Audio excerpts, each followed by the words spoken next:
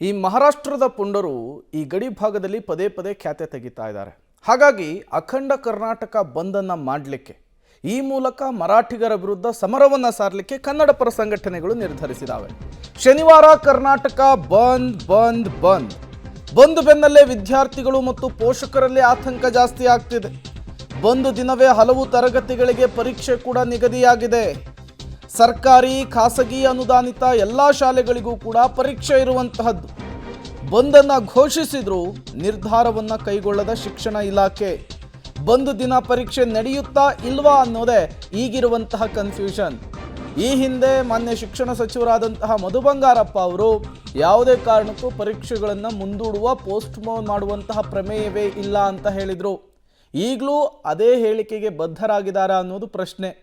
ಕನ್ನಡ ಪರ ಸಂಘಟನೆಗಳು 22ನೇ ತಾರೀಕು ಅಖಂಡ ಕರ್ನಾಟಕ ಬಂದನ್ನು ಮಾಡಲಿಕ್ಕೆ ನಿರ್ಧರಿಸಿರುವಂಥದ್ದು. ಅವತ್ತೇನೆ ಹಲವು ತರಗತಿಗಳಿಗೆ ಮಕ್ಕಳುಗಳಿಗೆ ಪರೀಕ್ಷೆ ಇದೆ. ಅದು ಪೋಸ್ಟ್ಪೋನ್ ಆಗುತ್ತಾ ಅಥವಾ ಅವತ್ತೇನೆ ನಡೆಯುತ್ತಾ? ಅದು ಈಗಿರುವಂತಹ ಪ್ರಶ್ನೆ. ಬಂದ್ ದಿನ ಪರೀಕ್ಷೆಯನ್ನು ನಡೆಸಿದರೆ ವಿದ್ಯಾರ್ಥಿಗಳಿಗೆ ಸಾರಿಗೆ ಸಮಸ್ಯೆ ಉಂಟಾಗುವಂತಹ ಸಾಧ್ಯತೆ ಇದೆ. ಸಾರಿಗೆ ಸಮಸ್ಯೆ ಆದರೆ ವಿದ್ಯಾರ್ಥಿಗಳ ಎಕ್ಸಾಮ್ ಕತೆ ಏನು ಅಂಥೇಳಿ, ವಿದ್ಯಾರ್ಥಿಗಳಿಗೆ ಸಮಸ್ಯೆ ಆದರೆ ಯಾರು ಜವಾಬ್ದಾರರು ಅಂತ ಶಿಕ್ಷಣ ಇಲಾಖೆಯ ನಿರ್ಧಾರವನ್ನು ತೆಗೆದುಕೊಳ್ಳುವಂತೆ ಒತ್ತಡ ಹೆಚ್ಚಾಗ್ತಾ ಇದೆ.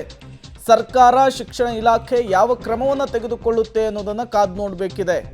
ಬಂದು ದಿನ ಪರೀಕ್ಷೆ ನಡೆಸಿದ್ರೆ ಸಹಜವಾಗಿಯೇ ವಿದ್ಯಾರ್ಥಿಗಳಿಗೆ ಸಾರಿಗೆ ಸಮಸ್ಯೆ ಆಗುತ್ತೆ. ಅಲ್ಲಲ್ಲಿ ಪ್ರೊಟೆಸ್ಟ್ಗಳಾಗ್ತಾ ಇರ್ತವೆ. ಬಸ್ಗಳು ಓಡಾಡ್ತಾ ಇದ್ರು ಅವುಗಳನ್ನು ತಡೆಯುವಂತಹ ಕೆಲಸ ಆಗ್ತಾ ಇರುತ್ತೆ. ಹಾಗಾಗಿ ಪರೀಕ್ಷೆ ಬರೆಯುವಂತಹ ಮಕ್ಕಳಿಗೆ ಸಹಜವಾಗಿಯೇ ತೊಂದರೆ ಆಗುತ್ತೆ. ಇದನ್ನು ಗಮನದಲ್ಲಿಟ್ಕೊಂಡು ಶಿಕ್ಷಣ ಇಲಾಖೆ ಯಾವ ರೀತಿಯ ಕ್ರಮಕ್ಕೆ ಮುಂದಾಗುತ್ತೆ? ಆಲ್ಟರ್ನೇಟಿವ್ ಏನಾದರೂ ಕ್ರಮವನ್ನು ತೆಗೆದುಕೊಳ್ಳುತ್ತಾ ಅಥವಾ ಪರೀಕ್ಷೆಯನ್ನೇ ಪೋಸ್ಟ್ಪೋನ್ ಮಾಡುತ್ತಾ ಅಥವಾ ಇಲ್ಲ ಪರೀಕ್ಷೆ ನಡೀಲಿ ಅನ್ನುವಂತಹ ಸೂಚನೆಯನ್ನು ಕೊಡುತ್ತಾ? ಅದನ್ನು ಈಗ ಕೊಡಬೇಕಾಗಿದೆ. ಬಂದ್ ದಿನ ಯಾವ್ಯಾವ ಪರೀಕ್ಷೆ ಇದೆ ಹಾಗಾದರೆ? 1ರಿಂದ 3ನೇ ತರಗತಿಯ ನಲಿಕಲಿ ಮೌಲ್ಯಮಾಪನ ಇರುವಂಥದ್ದು. 4ರಿಂದ 5ನೇ ತರಗತಿಗೆ ಅವತ್ತು ಗಣಿತ ವಿಷಯಗಳ ಪರೀಕ್ಷೆ ಇದೆ ಬಂದ್ ದಿನ, ಅಂದರೆ ಶನಿವಾರ 22ನೇ ತಾರೀಕು. ಇನ್ನು 6ರಿಂದ 8ನೇ ತರಗತಿಯ ಮಕ್ಕಳಿಗೆ ಗಣಿತ ವಿಷಯಗಳ ಪರೀಕ್ಷೆಯನ್ನು ಅವತ್ತೇನೆ ನಡೆಸಲಾಗ್ತಾ ಇದೆ. ಖಾಸಗಿ ಶಾಲೆಗಳಲ್ಲಿ ಅನುಕೂಲಕ್ಕೆ ತಕ್ಕಂತೆ ಬೇರೆ ಬೇರೆ ವಿಷಯಗಳ ಪರೀಕ್ಷೆ ಇದೆ. ಹಾಗಾಗಿ ಈ ವಿಚಾರದಲ್ಲಿ ಶಿಕ್ಷಣ ಇಲಾಖೆ ಒಂದು ಕ್ಲಾರಿಫಿಕೇಷನನ್ನು ಕೊಡಬೇಕು. ಎಂತಹದ್ದೇ ಸಮಸ್ಯೆ ಬಂದರೂ ಕೂಡ ನಾವು ಪರೀಕ್ಷೆಯನ್ನು ನಡೆಸ್ತೇವೆ ಅನ್ನುವಂತಹದ್ದು ಇಲ್ಲ, ಬಂದ ರೂಪುರೇಷೆಗಳನ್ನು ನೋಡಿಕೊಂಡು ಏನಾದರೂ ಡಿಲೇ ಆಗಿ ಅನೌನ್ಸ್ಮೆಂಟ್ ಮಾಡುತ್ತಾ ಶಿಕ್ಷಣ ಇಲಾಖೆ ಅನ್ನೋದನ್ನು ಕಾದು ನೋಡಬೇಕಿದೆ. ಬಟ್ ವಿದ್ಯಾರ್ಥಿಗಳು ಮತ್ತು ಪೋಷಕರಲ್ಲಿರುವಂತಹ ಆತಂಕ ಏನು? ವಿದ್ಯಾರ್ಥಿಗಳಿಗೆ ಸಾರಿಗೆ ಸಮಸ್ಯೆ ಆದರೆ ಏನು ಮಾಡೋದು ಅನ್ನುವಂತಹ ಪ್ರಶ್ನೆ ಸಹಜವಾಗಿಯೇ ಇದೆ. ಅದಾದ ಮೇಲೆ ಮತ್ತೊಂದು ದಿನ ಪರೀಕ್ಷೆಗೆ ಅವಕಾಶವನ್ನು ಮಾಡಿಕೊಡುತ್ತಾ ಶಾಲೆಯ ಆಡಳಿತ ಮಂಡಳಿ ಅಥವಾ ಶಿಕ್ಷಣ ಇಲಾಖೆ? ಅದ್ರ ಬಗ್ಗೆಯೂ ಕೂಡ ಕನ್ಫ್ಯೂಷನ್ ಇರುವಂಥದ್ದು.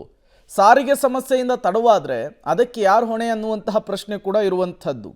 ಖಾಸಗಿ ವಾಹನಗಳಲ್ಲಿ ಶಾಲೆಗೆ ಹೋಗುವಂತಹ ವಿದ್ಯಾರ್ಥಿಗಳ ಕಥೆ ಏನು? ಅದಾದಮೇಲೆ ಪರೀಕ್ಷೆಗೆ ಹೋಗಬೇಕಾ ಬೇಡವಾ? ಭದ್ರತೆ ಬಗ್ಗೆ ಕೂಡ ಸಹಜವಾಗಿಯೇ ಆತಂಕ ಇರುತ್ತೆ. ಹೇಳಿ ಕೇಳಿ ಪುಟ್ಟ ಮಕ್ಕಳು ಪರೀಕ್ಷೆಯನ್ನು ಬರೆಯೋಕ್ಕೆ ಹೋಗ್ತಾ ಇರೋರು. ಹಾಗಾಗಿ ಶಿಕ್ಷಣ ಇಲಾಖೆ ಈ ವಿಚಾರಕ್ಕೆ ಸಂಬಂಧಪಟ್ಟಂತೆ ಒಂದು ಕ್ಲಾರಿಫಿಕೇಷನನ್ನು ಕೊಡಬೇಕು. ಈ ಹಿಂದೆ ಶಿಕ್ಷಣ ಸಚಿವರು ಈ ಬಂದ್ಗಿಂದಿಗೆಲ್ಲ ನಾವು ಎದುರಲ್ಲ, ಪರೀಕ್ಷೆ ಮಾಡೇ ಮಾಡ್ತೇವೆ, ಮಕ್ಕಳ ಭವಿಷ್ಯ ಜೊತೆ ಎಲ್ಲ ಆಟ ಆಡೋಕ್ಕಾಗಲ್ಲ, ಸ್ವಲ್ಪ ಪೋಸ್ಟ್ಪೋನ್ ಮಾಡಿದ್ರು ಈ ಎಲ್ಲವೂ ಕೂಡ ವ್ಯತಿರಿಕ್ತವಾಗಿ ಹೋಗ್ಬಿಡುತ್ತೆ ಅನ್ನುವಂತಹ ಸ್ಟೇಟ್ಮೆಂಟನ್ನು ಕೊಟ್ಟಿದ್ರು. ಈಗಲೂ ಅದೇ ಸ್ಟೇಟ್ಮೆಂಟ್ ಕೊಡ್ತಾರಾ ಅಥವಾ ಈ ಬಂದ್ನ ರೂಪುರೇಷೆಗಳು ಅದರ ತೀವ್ರತೆ ಹೇಗಿದೆ ಅನ್ನೋದನ್ನು ನೋಡಿ ಒಂದಿಷ್ಟು ನಿರ್ಧಾರವನ್ನು ತೆಗೆದುಕೊಳ್ತಾರಾ? ಕಾದು ನೋಡಬೇಕಿದೆ.